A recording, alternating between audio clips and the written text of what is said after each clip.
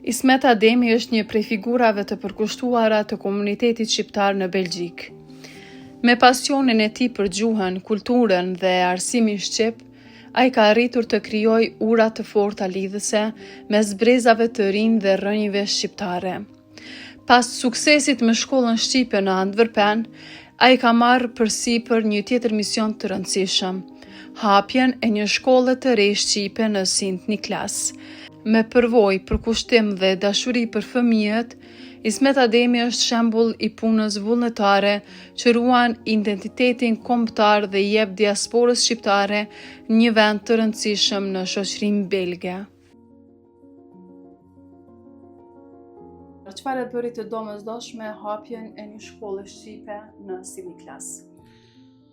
Hapjen e një shkolle shqipe në Sint Niklas e bëni të domosdoshme. Arsyeja me qenë se kemi pas edhe sa nxënës ose fëmijë tanë nga Sint Niklasi dhe kanë ardhur dhe kanë vajtur mësimet në qytetin Antwerpenit dhe mbas kërkesave të shumta nga komuniteti shqiptar që jeton dhe vepron në Sint Niklas, po ashtu edhe me bashkëpunim edhe me nënkryetaren e shoqatës Liriada, zonën Qendresa Tajr Sylaj, që është edhe përgjegjëse për arsimin, kemi biseduar dhe kemi pasur rrugës që duhet që edhe në Sint Niklas të hapet një shkollë shqipe për komunitetin shqiptar që jeton në Sint Niklas. Cilat janë synimet kryesore të kësaj shkolle për komunitetin shqiptar dhe për fëmijët? Synimet kryesore për komunitetin shqiptar dhe për fëmijët janë që fëmijët tanë që mos të harrohen gjuhën, kulturën, traditën shqiptare, po ashtu edhe shkolla është një synim tjetër që të jetë një urë lidhëse në mes komunitetit shqiptar që të kenë një qendër ose të kenë një kupoll të komunitetit shqiptar ku mundën të takohen dhe ku që mundën të kenë ideja. Kjo. Si ndryshon kjo shkollë nga ajo që keni në Antwerpen? Po, shkolla në Antwerpen ndryshon, besoj se nuk ndryshon shumë, me qenë se në hapat çdo hap i parë që mirët është pak me vështirësi, por fal bashkëpunimit të gjithëve si është Qendresa, po ashtu edhe me Blerinën, po ashtu edhe Arbënora, ju si gazetare që jeni kyç në këtë rrugtim kombëtar, besoj që nuk do të kemi vështirësi, me qenë se me ndihmën e juaj dhe me ndihmën e të gjithëve do të arrijmë qëllimin që kjo shkollë të jetë edhe si sot që pam, pat një numër të konsiderueshëm të bashkëdhëtarëve tanë dhe me të gjithë që kemi biseduar veç a veç, do të thotë të gjithë kanë shprehur dëshirë, bile të them të drejtën, falenderoj edhe një donator që sot shprehu dëshirë që të jep një donacion për shkollën Liriada në Sint Niklas. Sa ju bën të lumtur kjo, domethënë që vinë vullnetarisht dhe ju bëjnë kërkesa të tilla? Kjo për neve është një gjë shumë e madhe, na jep motivim, na jep një motivim më të madh që të punohet dhe për komunitetin shqiptar dhe po ashtu si dihet Sint Niklasi nuk deri tani nuk ka pas asnjë organizat ose një organizim të tillë dhe po ashtu edhe më shumë na ban fakti të ndjehemi edhe më komod, me qenë se sot kemi pasur edhe kryetarin e komunës së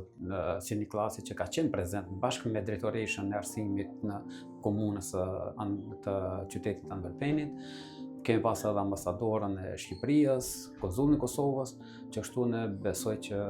jemi në rrugë të mbarë. Si e përfshini komunitetin dhe prindërit në aktivitetet të shkollës? Prindërit, po, dua të them edhe këtë një falënderim për kryesore është që prindërit janë shtylla kryesore që duhet të mbahet kjo dhe na japin një përkraje të zakonshme dhe besoj që kjo përkraje prindërve do të vazhdoj, me qenë se nëse prindërit nuk i sjellin fëmijët në shkollë, atëherë do të thotë se por sipas bisedave që kemi pas, bile sot të them të drejtën, kemi pas edhe nga jo vetëm nga komuna e Sint Niklas, por kemi pasur nga komuna e Qetet, Vilvoorde, edhe Tems dhe kështu që do të thotë po vazhdojnë e njëjta histori që po ndodhe në qytetin Antwerpenit, me qenë se kemi disa nxënës që vinë ka 45 km i bëjnë dhe vinë edhe vijojnë mësimin në gjuhën shqipe plotësues në Antwerpen. Kemi për shembull nxënës nga Tornauti, kemi nxënës nga Genti që i sjellin fëmijët ose nxënësit i sjellin në shkollën Liriada në Antwerpen. Edhe kjo po na gëzon fakti që e njëjta histori po ndodh edhe në qytetin e Siniklasit. Cilat janë ato sfidat që keni hasur gjatë gjithë këtij realizimi nga hapja e shkollës në Antwerpen edhe tani në Siniklas dhe si keni të kaluar ato? Po. Sfidat kanë qenë të vështira, të them të drejtën. Çdo herë fillimi kemi pasur vështirësi të themi, me qenë se por fal të gjithëve bashkëdhëtarëve të Komunitetit Shqiptar që jeton në Antwerpen, me qenë se si kam cek shumë edhe në intervistat të tjera edhe sot në fjalimin tim, që me 19 tetor 2024 është themeluar shoqata Iliriada dhe me 8 dhjetor është hapur shkolla e Shqipe, për një kohë gjatë njëmujore dhe është hapur shkolla e Shqipe. Në atë kohë kemi pas vetëm 2 mësuese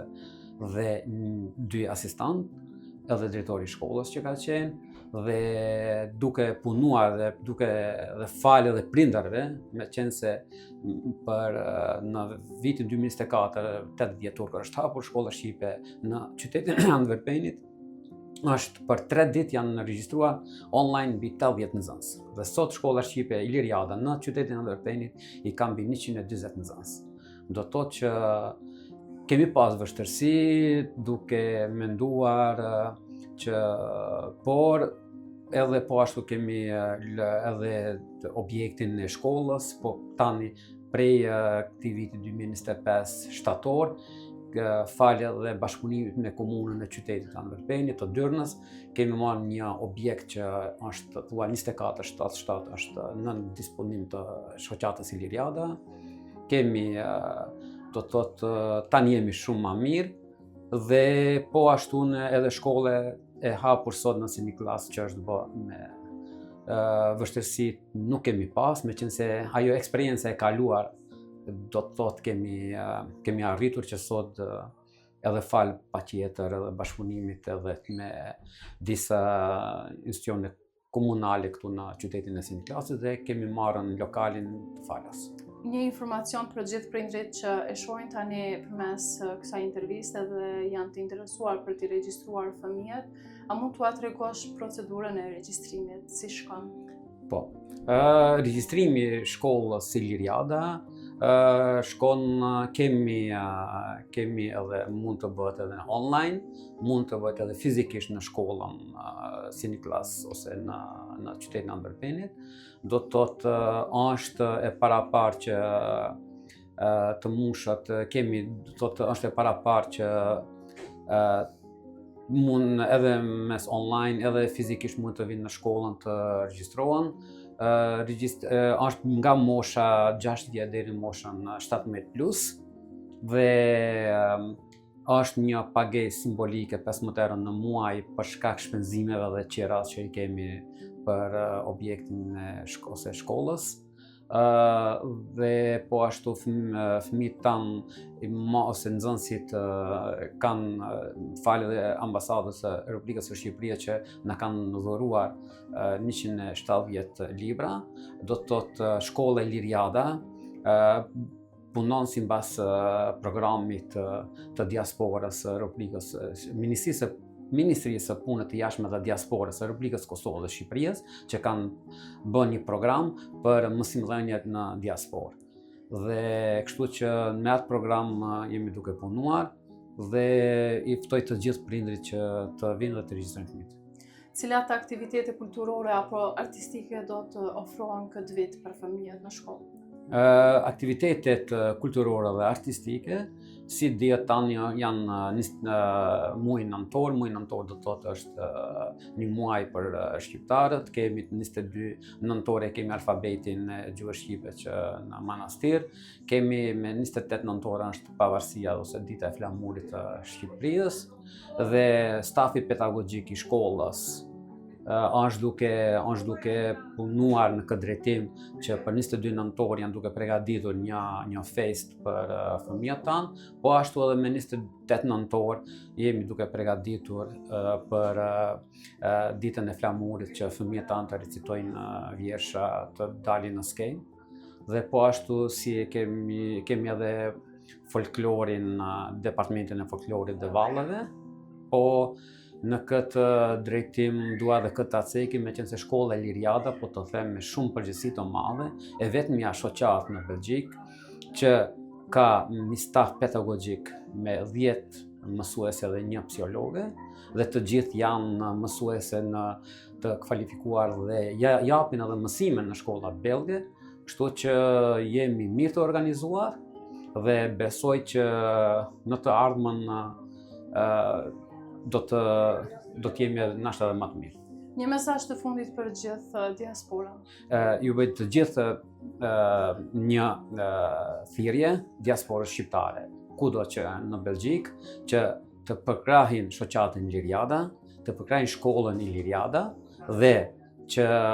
duke përkrahur shkollën dhe shoqatën Liriada, na do e mbrojmë dhe nuk do e humbasim traditën, gjuhën, kulturën shqiptare, dhe besoj që në të ardhmen shoqata e Liriada synon që edhe 2 shkolla t'i hap në qytetin e Gentit dhe Tornaut, dhe kështu në që kemi një program të bujshëm viti akademik shkollor 2025-2026, ju bëj thirrje të gjithë prindërve të regjistrojnë fëmijët dhe t'i sjellin në shkollën tonë Iliriada në qytetin Antverpenit, në qytetin e Sil Niklasit. Zotri kryetar, faleminderit shumë për këtë intervistë dhe për të gjitha këto informacionet që do të jenë shumë të nevojshme për gjithë prindrit që do duan të sjellin fëmijët e tyre këtu në shkollë. Faleminderit edhe nga ju, mirupafshim. Mirupafshim.